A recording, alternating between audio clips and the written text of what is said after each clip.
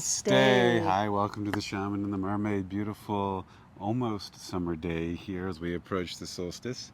And we're bringing you your astrological forecast from June 11th all the way into July 10th. And we got a lot of things going I on. know, guys. Buckle up. But we did say at the beginning of the year that 2025 is a very unusual year with a lot of huge astrological shifts and a lot of change in consciousness or culture or society or in the inner world, whatever you want, as within, so without. But we came up with a nice poem, Katrina did, mantra for this time. It's like a stanza more than a poem. But the theme this time is seek the truth without your sword. Trust your heart will open doors. Beautiful. If you enjoy that, like below. I don't know. I feel like we have to say that sometime. I don't even know what that means. We're trying to market now. Anyhow, you want to say it one more time? Seek the truth without your sword. Trust your heart will open doors. And this all kicks off with the Sagittarius full moon, which some of us, that's our least favorite signs. I can say it's not my favorite, but there's no bad sign. Good Sagittarius energy is just as harmonious as the rest. But this one is also kicking off with the sun and the moon squaring the nodes. And so here's the sun, here's the moon, and then here's the two eclipse points. In astrology, it's called the bending. And it's a point of intensity. It doesn't mean bad or good, but it's like time and space and reality kind of get melted and bended, and things come in that were once gone, and things gone. You know, you get the idea. Sagittarius is asking us to seek truth, to have trust, to be in faith, and the sun and the moon, when they're opposite, illuminate our inner and outer worlds. Right. Yeah. So right there out of the chute, we're already in trouble. And he said, square the nodes. And the word square is going to come up repeatedly through this report because there are a series of squares. And if you remember from prior reports or your own study of astrology, a square is often a challenge or a difficulty or a major stop sign that's going to make you have to do something out of flow or draw your sword. Sometimes you feel like you have to do, and what we're saying this time is don't draw the sword. No more fighting, no more war. We want peace. So drawing that sword to combat the difficulties is not the route. That's part of the new consciousness that we're stepping into. So this full moon in Sagittarius is asking us to seek the truth without the sword this time. And I'll wrap all these big squares into one commentary, and then Katrina can share a little bit about what's going on. We have Mars squaring Uranus with Jupiter squaring Saturn on the same day. That's on June 15th. Those are big planetary energies. Just go to bed on June 15th. And then on June 18th, we have Jupiter squaring Neptune. Saturn and Neptune are practically conjunct, so anything happening to Saturn will happen to Neptune shortly thereafter. And then the Sun will square Saturn on June 22nd, followed by the Sun squaring Neptune on June 23rd. So we got Uranus, Saturn, Jupiter, and the Sun, and Mars all squaring in the bunch. What do you...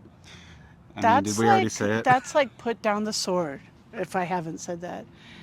Because that's like a whole lot of no, defensiveness and ready to fight and potential for a lot of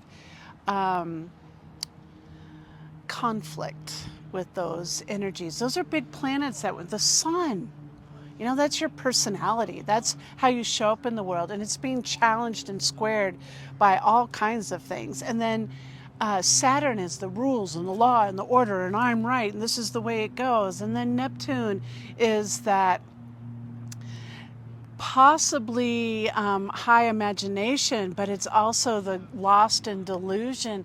So, like, you could be in trouble with that. Be careful. And so go to bed for the first part of this month. Just kidding. But be aware that you might be getting poked and prodded quite easily with these energies afoot. And instead of letting it become disharmonious in your life, go into the heart. That's what we're suggesting, because shortly after these squares hit is the new moon in Cancer, and the sun moves into Cancer. And these energies are more like flow and soft and keep the emotions on an even keel and rock the baby and nurture and love and chill out a little bit. So if you can get through the squares and trust that your heart is got the way, then things will be a little bit more smooth for us. But those initial rapids that we hit at the onset of this report, starting June 11th, you're going to be like, psh, psh, psh, and you're going to want to like, bing, bing, bing, and go into the heart. Go into the heart and trust that that's going to open the doors that this Sagittarian full moon is asking us to look for truth, to be the vision quester, to see the bigger picture, to find the way for all of us to move into in this new paradigm that we're stepping into. Trust that the heart knows the way. Well said. So after we go through the solstice and Oh, we didn't mention what day that is, though. the 20th, June 20th. new moon, so Cancer energy there, and we kick off summer. It's also now the start of the dark season. My grandmother used to get so sad on solstice. It's so weird because we finally just got long days, but starting June 20th, we're going to start getting dark days. It'll be a slow boat to the dark days so we can enjoy summer. But isn't that so ironic that as the soon way as you things go. hit the peak of that summer solstice, it starts going dark? But in a gentle, slow, nurturing way, it'll carry us into the equinox of balance, and then it carry us even further into the winter solstice 6 months later. Just as a preview. As we pass through that gate, then we come into a bunch of transitioning energies. We have Mars going into Virgo. Don't get defensive. Then we have Venus going into Gemini.